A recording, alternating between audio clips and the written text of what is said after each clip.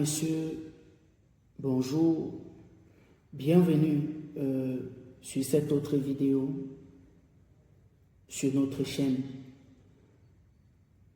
Notre chaîne où j'aborde, comme vous le savez, les sujets liés à notre quotidien, liés à notre vécu. Il est question de vous livrer mon point de vue, de susciter le vôtre pour qu'ensemble on améliore notre environnement. Avant de commencer, n'oubliez pas de liker, partager la vidéo afin d'élargir notre communauté. Commentez, laissez-moi savoir ce que vous en pensez. Cette autre vidéo, je parle du fait que le marché de la téléphonie au Cameroun est contrôlé depuis plus de 2 décennies par 2 opérateurs de la téléphonie. 2 opérateurs. Je ne comprends pas ce qui peut expliquer qu'un si grand marché soit contrôlé seulement par 2 opérateurs.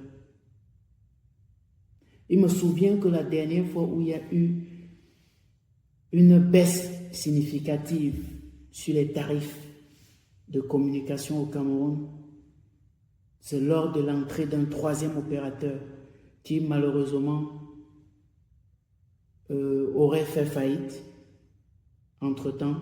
En tout cas, les difficultés de gestion de cet opérateur vietnamien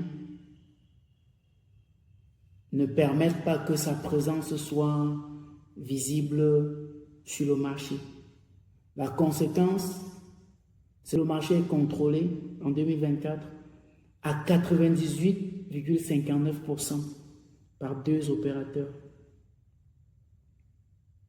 C'est un problème dans l'économie parce que un opérateur qui a suffisamment de clients, et ça se voit quand vous avez un moindre problème avec votre numéro, parfois vous êtes obligé de passer des jours dans les bureaux de ces opérateurs, parfois pour résoudre un problème qui ne prendra pas 2 minutes. Je vous mets au défi de tenir une conversation de 10-15 minutes sans interruption avec un de ces opérateurs. C'est impossible. Je lis par-ci, par-là des communications sur les investissements, mais je pense que c'est de la poudre aux yeux. Un seul des 2 opérateurs revendique plus de 10,6 millions de clients. Quelle entreprise dans un pays comme le Cameroun peut avoir à lui seul 10 millions de clients et travailler encore à l'amélioration de ses services?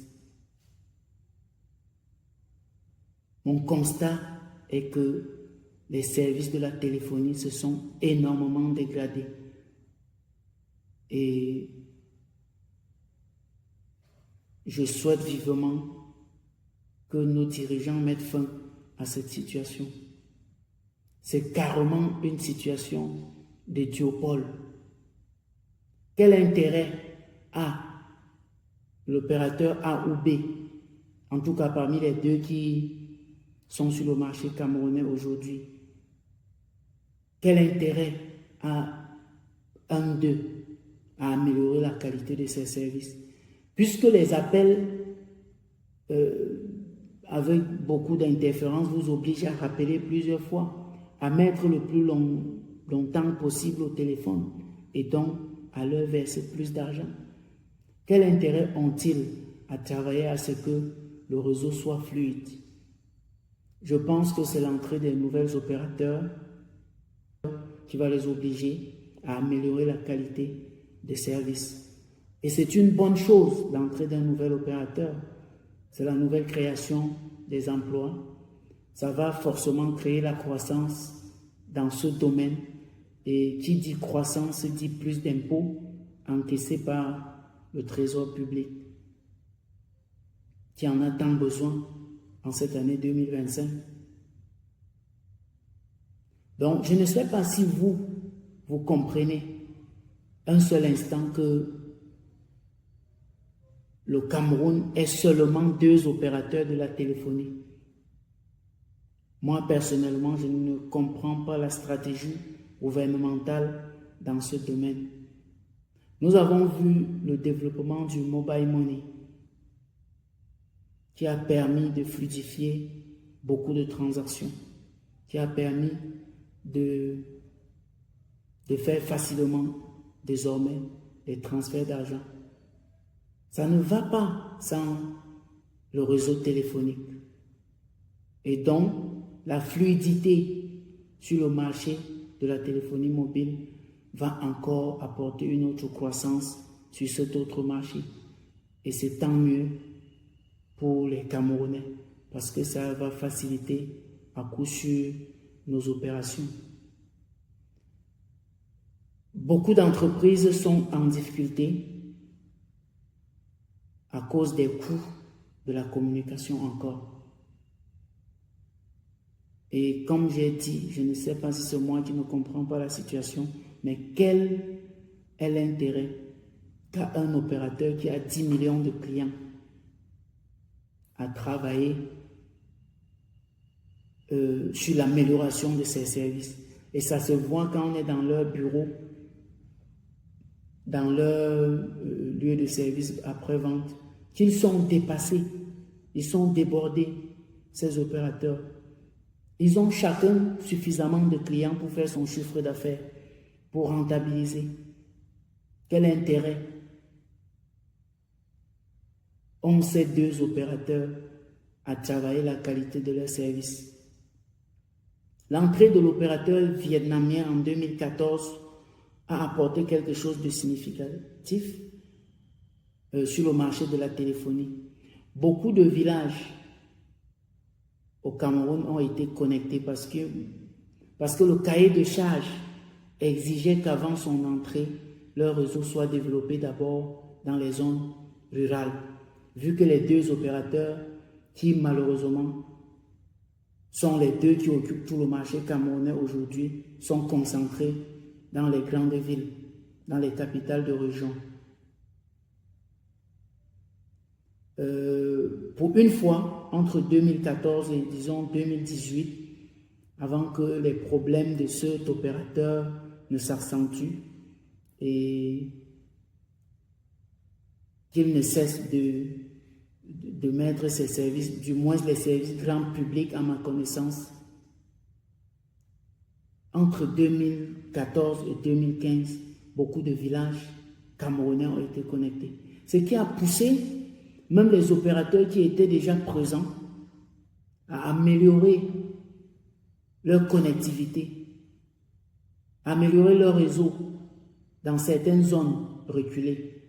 Malheureusement, comme l'opérateur qui leur faisait concurrence sur ces territoires, essentiellement, a cessé de mettre ses services, ils n'ont aucun intérêt à travailler à l'amélioration de leur services dans ces territoires. Dans tous les cas, je ne comprends pas l'intérêt qu'a un opérateur qui a en permanence, depuis 5 ans, 10 millions de clients. Quand celui-ci perd, je dis du n'importe quoi, si l'opérateur A perd 1 million de clients cette année, ces 1 million de clients sont récupérés par l'opérateur B. Et le travail de l'opérateur A consiste à voir comment récupérer ces millions de clients perdus ou alors à travailler une nouvelle niche de clients. Ce qui, dans tous les cas, ne les pousse pas à travailler autant que ça parce que l'essentiel de chiffre d'affaires est garanti. Donc, mon souhait est que nos dirigeants nous entendent et en ce début d'année 2025, les Camerounais ont bien constaté qu'il a été extrêmement difficile de communiquer pendant les fêtes. Les moments où les gens ont besoin du téléphone pour joindre leur famille et souhaiter les vœux de Nouvel An. Merci de suivre cette autre vidéo. Merci surtout de la partager. N'oubliez pas de liker afin que YouTube recommande nos contenus à un maximum de personnes pour qu'on améliore ensemble notre vécu, pour qu'on améliore ensemble les conditions de vie chez nous.